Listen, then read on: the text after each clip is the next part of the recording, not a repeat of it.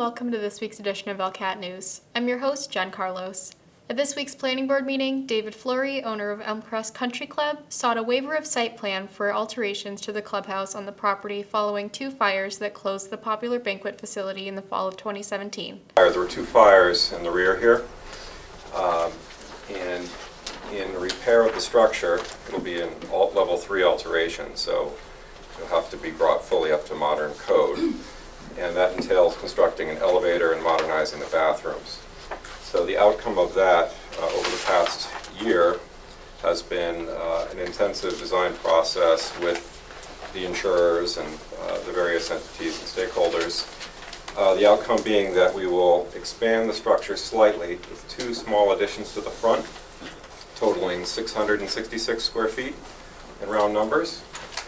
This will allow us to accommodate a new elevator and bathrooms. So the impact is somewhat marginal in context of the overall footprint. Falls within the discretionary purview of the board to approve it without special application because it's under 2,000 square feet. My personal feeling is, I mean, you have a site plan here, okay? I would much prefer to do this as a site plan review, because that makes it a public hearing so that if we have any comments from the butters or predecessors, we can have that. But more importantly to me, when we approve a site plan, we've got a site plan that we both agree this is the approval. When we waive the site plan, much as we have something in front of us here, you're not held to it, okay? And that's the difference to me. Having it on record as an approved site plan is a benefit for both you and us, because if somebody says they didn't do what they said they were going to do, you know, you got something to refer to. So we've been a year and a half. I understand with that. huge debates and discussions with the insurer I to no end, to a point that empathize. Yeah. I appreciate the empathy, but nonetheless, what we're trying to do is actually get going, because this has caused a major detriment to this business operation. I'm sure. The board denied the waiver and asked the club to submit a full site plan for approval. All those in favor of approving a waiver, say aye. All those opposed? Nay. Okay, so we're not going to give you a waiver. We're going to ask you to come back on the 16th for a site plan. And now do I have a motion to extend the temporary operations? For how long? For 2 months? You'll need it for the season. For the season? For sure. Okay. You know, number one, even if we got going the way we want to get going, Yeah. which isn't going to happen right now, Okay. we're still looking at a 6 to 8 month easy construction schedule. Yeah. Which puts us through the entire So season. for the season. So I'm going to say through November 1st of 2019, because if we come in and we approve a site plan and they start construction right away, Yeah. you'll be in full progress and there won't be a need to extend it past Right. November 1st. Right. So I'm going to say through November 1st of 2019. Do I have a second? I'll second it. All those in favor? Aye. Okay. Also at the planning board meeting, members approved the definitive subdivision plan for a 6-acre, 10-home subdivision on Maple Street by developer Michael Carabetta. I'm going to need a motion to approve the definitive subdivision plan if there's no more discussion. So moved. Do I have a second? I'll second it. Further discussion? Hearing none, all those in favor? Aye. All opposed? It's unanimous. Okay. At last week's town council meeting, Veterans Memorial Committee Chairman Terry Glesko presented an update to the council members for the Veterans Memorial and updates on future events. The last time our committee was before you, we presented our plan to construct a Veterans Memorial in the front of the senior center. And we provided the preliminary dimensions needed for the memorial, which you generously gave to us. Our committee has worked diligently with a local architect from East Longmeadow to conceptualize, design, and illustrate the photo that you previously received, which was also accompanied by a narrative of the memorial. As you can see, our target now is to utilize the complete tract of land in the front of this senior center.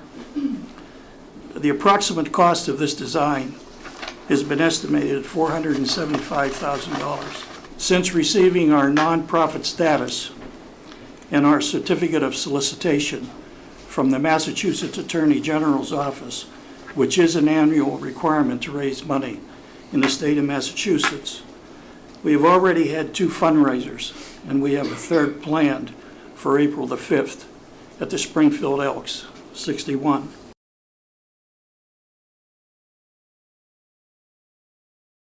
The tickets can be purchased from any committee member.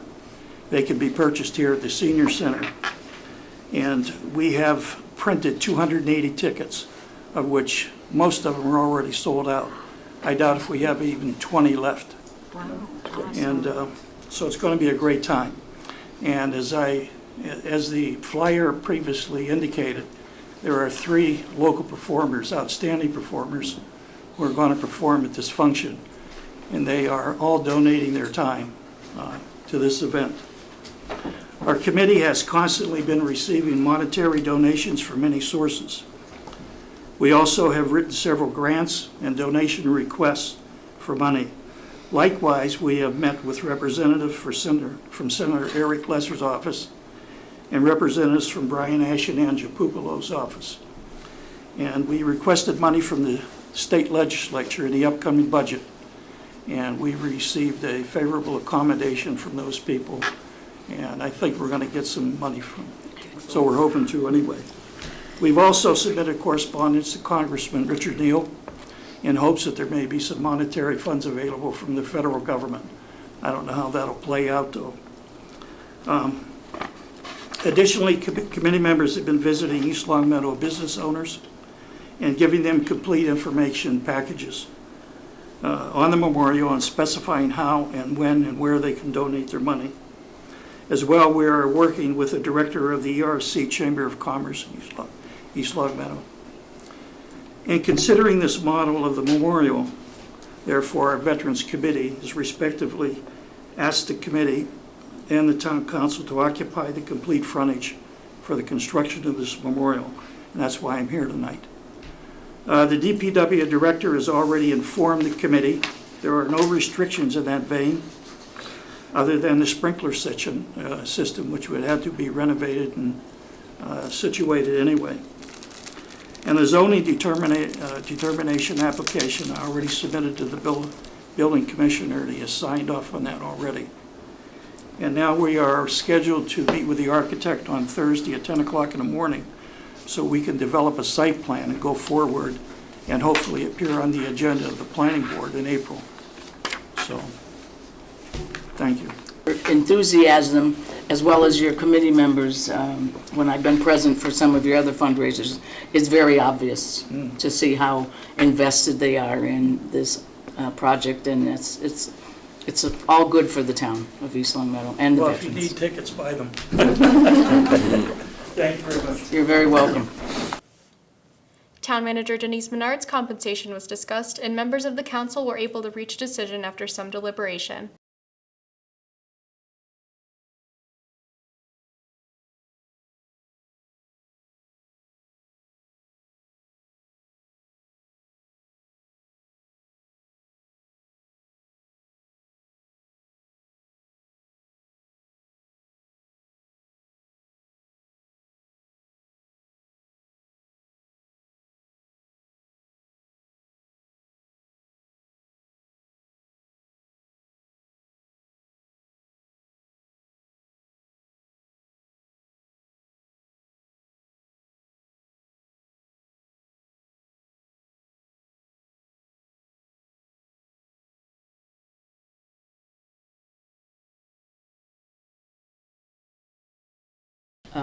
It was prudent in conjunction with the fact that we gave marching orders through Denise to the department heads to stay at a 0% funding level exclusive of contract obligations. That it was my feeling that to be fiscally prudent that we ought to take the same course of action with the town manager's compensation, with the caveat, and I can't stress this enough, that should that action be taken, it has no bearing whatsoever in my eyes on performance. It's done only in the interest of being fiscally responsible right now. And that said, we either entertain a motion or open it for discussion? I'd like to Really? discuss it one area, please. Mike and then Kevin. When I look at the totality of the entire topics that we discussed, the residency requirement rises to the top with myself. I wanted to see a value put on that. It did not make any sense to ask the town manager to move to the town of East Long Meadow to comply with a residency requirement with only 1 year left on a contract. So it was waived. So I feel that she was compensated at that point in time.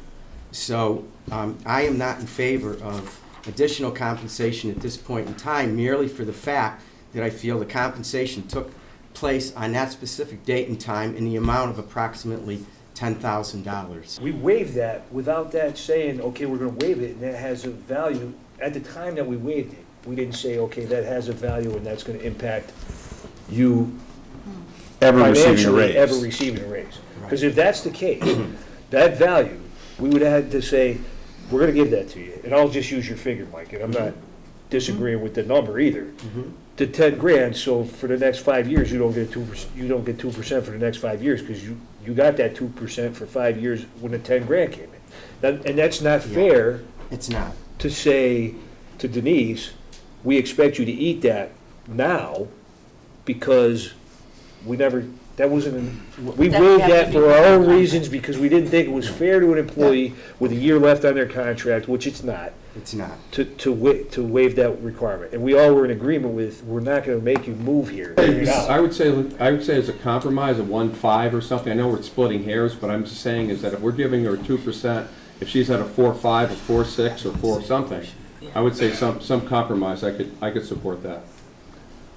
Yeah, I mean, listen, I understand the logic of where you're coming from. You know, I just thought that was a starting point, but if you want to make a motion, and, you know, feel free. I mean, I understand. Again, it's, I mean, we're talking about, we're Yeah, coming, I'd like to make a comment too, through the chair, like no And one then else we is need doing. Please to do agree that. to move to a motion. But go ahead. Tom. it's always something. The town manager's compensation right now, according to the Mass Municipal Association, is above average by about 20%. The average that I was able to find from their site was $112,508. Her compensation is over $131,000. So with that said, in addition to fiscal responsibility, which we all have, not knowing what the budget is going to look like, hearing how the increases are going to be asked for, I think 0 is appropriate. I'm not gonna comment on the Motion. I numbers. think we Let's need a motion. let's move. I'll Let's move. make a I'll make it motion to in the spirit of compromise, because I can see where this is going, that we make a pay raise at 1.5% based on the rating of the 3.4. If I may, through the chair, we already have a motion. No, we don't. No, we don't. Nothing's didn't. been seconded. Before he's about to make it, I wanted to interject. Right. So you made the motion. Paul, did you second? Yes. Okay. So a motion's been made and seconded to give a 1.5% raise to the town manager's compensation package. Further discussion? All those in favor, please say aye. Aye. Those opposed, please say nay. Nay. Nay. The motion carries 4-3. Here's what's happening at the library this upcoming week. On Wednesday, March 27th from 4 p.m. to 5 p.m. is chess. Chess is back. Learn the game, improve your skills, and enjoy competing against other players. Beginners will be taught the basic rules, the value of pieces, and how to checkmate. Advanced players will enjoy playing a game or two while learning new strategies. Ages 6 to 16, drop in. On Thursday, March 28th from 12:30 p.m. to 1 p.m. is a meeting of Chapter Chat and Lunch Book Group. Pick up a copy of the book The Alice Network by Kate Quinn and join the Chapter Chat book group. A light lunch will be served. The Alice Network is a historical fiction about a woman's spy network in World War I and an American girl post-World War II looking for her cousin. Books can be checked out at the library circulation desk. On Saturday, March 30th from 10 a.m. to 11:30 a.m., learn about composting. Elizabeth Bone, the East Long Meadow Recycling Coordinator, will talk about the benefits of composting and will demonstrate how to compost. Compost bins will be available for purchase. Finally, the band portion of the annual Music in Our Schools concert took place on Wednesday at the high school. Students from grades 6 to 12 took the stage to highlight their accomplishments through music education and ELPS. Here are some highlights.